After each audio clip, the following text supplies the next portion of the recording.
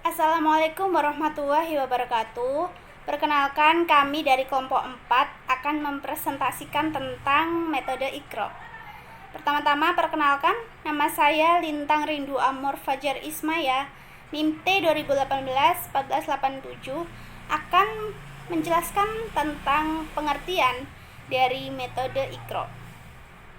Istilah metode berasal dari bahasa Yunani, yaitu metodos, yang berasal dari kata meta dan hodos. Kata meta berarti melalui atau melewati, sedang hodos berarti jalan atau cara. Sehingga metode berarti jalan yang harus ditempuh atau dilalui untuk tujuan tertentu, cara melakukan sesuatu, ataupun sebuah prosedur. Logi berasal dari kata logos yang artinya ilmu. Dengan demikian, metodologi berarti suatu ilmu yang membicarakan ataupun membahas tentang jalan atau cara yang harus dilalui untuk mencapai tujuan tertentu. Metode berarti suatu cara bekerja sistematis atau umum, seperti cara kerja ilmu pengetahuan. Metode menurut Dr. Soleh Abdul Aziz dan Abdul Majid dalam bukunya At-Tarbiyah wa Turuqut Tadris mengatakan bahwa metode mengajar dalam arti sempit dimaksudkan sebagai penyampaian pengetahuan dalam arti luas yang mencakup keseluruhan, yaitu mencari pengetahuan yang didasarkan atas sudut penalaran, kebiasaan berpikir, dan sebagainya. Iqra berasal dari bahasa Arab yang berarti bacalah. Kalau kata Iqra digabungkan dengan metode, maka memiliki arti suatu cara yang tersusun rapi atau sistematis untuk mencapai tujuan, yang dalam hal ini adalah mampu membaca Al-Quran secara fasih dan tartil. Membaca Al-Quran tidak hanya dengan membaca buku atau membaca seni atau seni baca Al-Quran. Al-Quran adalah wahyu Allah Subhanahu wa Ta'ala yang diturunkan kepada Nabi Muhammad SAW, yang mengandung ajaran yang bersifat universal dan sebagai ibadah juga mutlak kebenarannya. Iqra merupakan satu istilah yang dipopulerkan oleh Al-Quran dalam surat Al-Alaq ayat 1-5 dalam kajian Ulumul Quran. Ayat ini merupakan ayat pertama yang diturunkan oleh Allah Subhanahu wa Ta'ala kepada Nabi Muhammad SAW. Secara sosiologis, ayat ini diturunkan pertama kali disebabkan oleh kondisi sosiokultural masyarakat Arab ketika itu yang buta huruf, termasuk baginda Nabi SAW. Kemampuan atau skill andalan masyarakat Arab saat itu yakni hafalan. Bahkan hingga saat ini, kemampuan hafalan masyarakat Arab tidak dapat diragukan lagi. Dalam membaca Al-Quran, yang dimaksud di sini adalah membaca huruf Arab dan tidak membaca abjad bahasa Indonesia, yang artinya membaca Al-Quran dengan memakai tatanan tajwid, supaya dalam membacanya tidak asal membaca, namun memakai kaidah membaca dengan tartil. Adapun pengertian dari metode Iqra, yakni salah satu komponen yang harus ada dalam pembelajaran dan teknik yang digunakan guru atau ustadz dalam melakukan interaksi pembelajaran yang berlangsung, yaitu dengan siswanya. Salah satunya yaitu menggunakan metode Iqra, cara cepat membaca Al-Quran dalam melakukan proses pembelajaran di TPQ. Iqra adalah sebuah metode pengajaran membaca Al-Quran. Iqra adalah implementasi dari sebuah cara yang diatur dan berpikir baik-baik dalam membaca Al-Quran.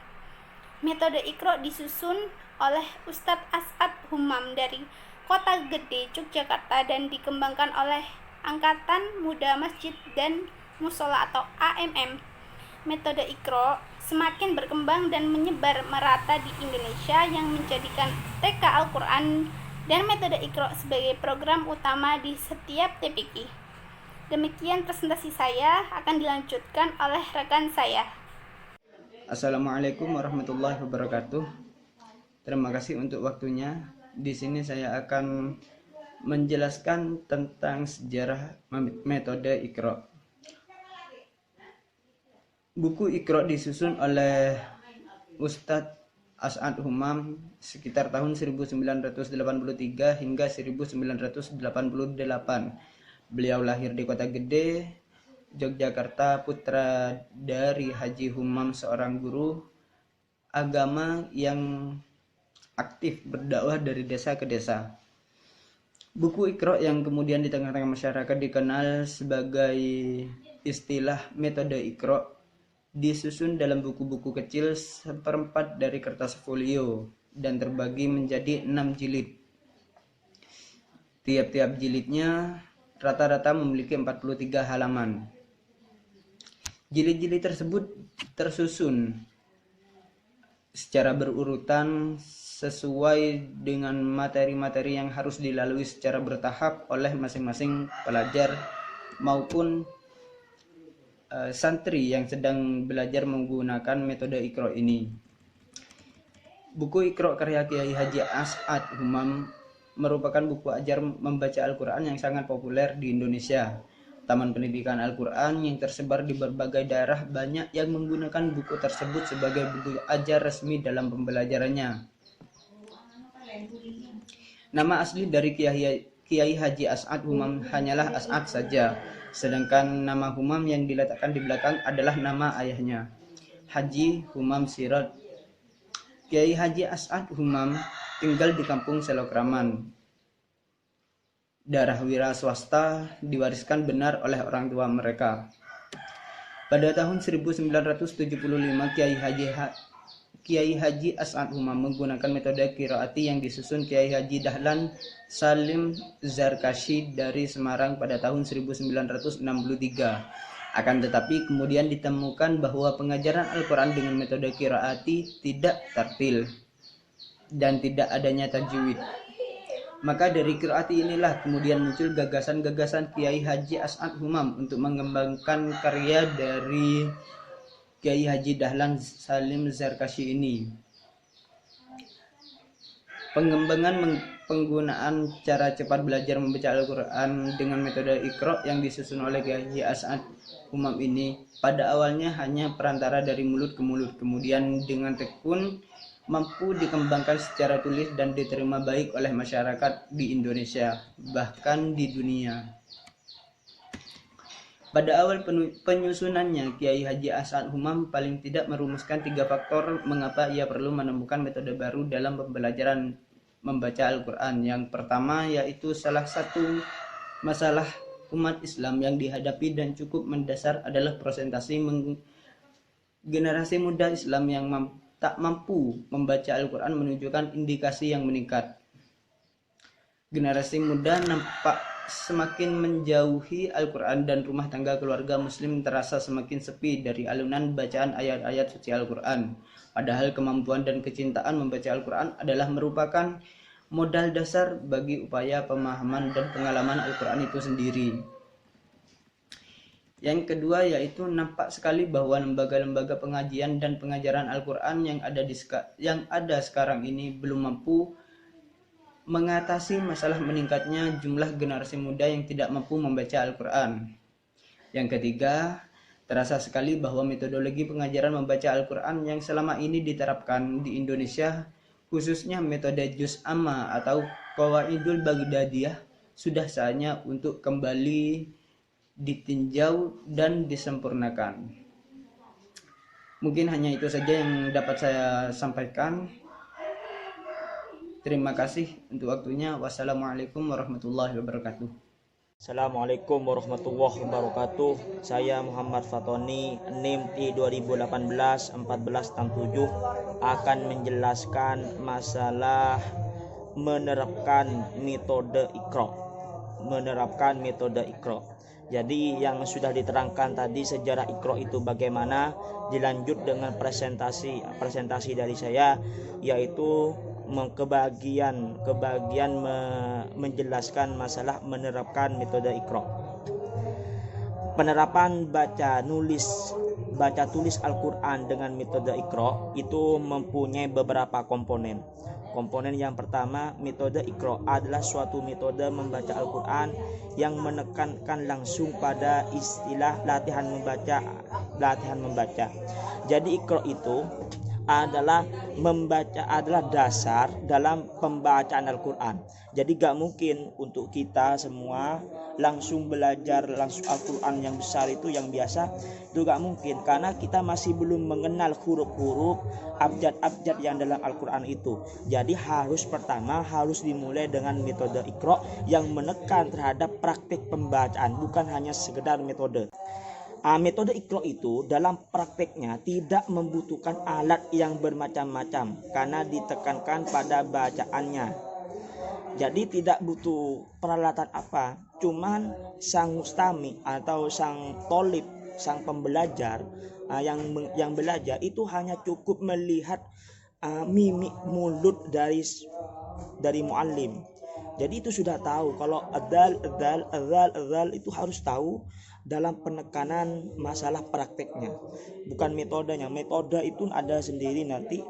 Tapi kalau metode Iqra itu lebih menekan terhadap prakteknya gitu. Jadi dengan cara belajar, metode pembelajaran ini pertama kali disusun oleh Haji As'ad Humam di Yogyakarta, ya, yang sudah dijelaskan oleh teman kita yang sebelumnya begitu. Apa tujuannya? Dengan tujuan memudahkan setiap peserta atau santri atau thalabul ilmi yang akan menggunakannya maupun ustadz-ustadz yang akan menerapkan metode tersebut kepada santrinya. Metode Iqra ini termasuk salah satu metode yang cukup dikenal di kalangan masyarakat karena metode ini sudah umum digunakan di tengah-tengah masyarakat Indonesia. Jadi metode Iqra itu tidak asing lagi bagi telinga kita mendengarkan metode Iqra itu apa. Karena metode Iqra ini memang sangat booming atau sangat terkenal di tengah-tengah masyarakat. Karena memang kalau teori, karena pembacaan Al-Quran itu tidak cukup hanya teori saja. Jadi harus menggunakan praktek dengan menggunakan praktek metode Iqra. Baik, itu saja dari saya. Mungkin nanti ditambahi atau diteruskan oleh teman saya. Assalamualaikum warahmatullahi wabarakatuh. Assalamualaikum warahmatullahi wabarakatuh. Nama saya Faizatul Khairah, NIM T 2018-1472. Di sini saya akan menjelaskan tentang kelebihan dan kelemahan metode Iqra. Sebelumnya, terima kasih pada teman saya yang sudah menjelaskan tentang penerapan metode Iqra. Di sini saya akan menjelaskan kelebihan metode Iqra. Adapun kelebihan dalam metode Iqra, yang pertama, metode Iqra sudah diterapkan di seluruh Indonesia dan sebagian negara Asia. Yang kedua, metode Iqra mudah didapat dan harganya terjangkau. Yang ketiga, menggunakan sistem CBSA atau cara belajar siswa aktif. Yang keempat, bersifat fleksibel dalam meningkatkan jilid. Misal, jika santri mengeluarkan kemampuan membacanya dengan maksimal, namun belum dapat membaca huruf hijaiyah tertentu. Misal, santri selalu terbalik dalam pengucapan huruf ba dan na. Namun, ketika santri membaca huruf yang lainnya ternyata bisa, maka santri dapat diperbolehkan naik ke tingkat jilid berikutnya. Dan yang kelima, bersifat praktis dan sistematis. Adapun kelemahan dalam metode Iqra, yang pertama, siswa kurang tahu nama-nama dalam ilmu tajwid. Yang kedua, tidak dianjurkan menggunakan irama murotal. Yang ketiga, kurangnya media belajar. Sekian dari kami. Apabila ada salah kata, mohon maaf. Wassalamualaikum warahmatullahi wabarakatuh.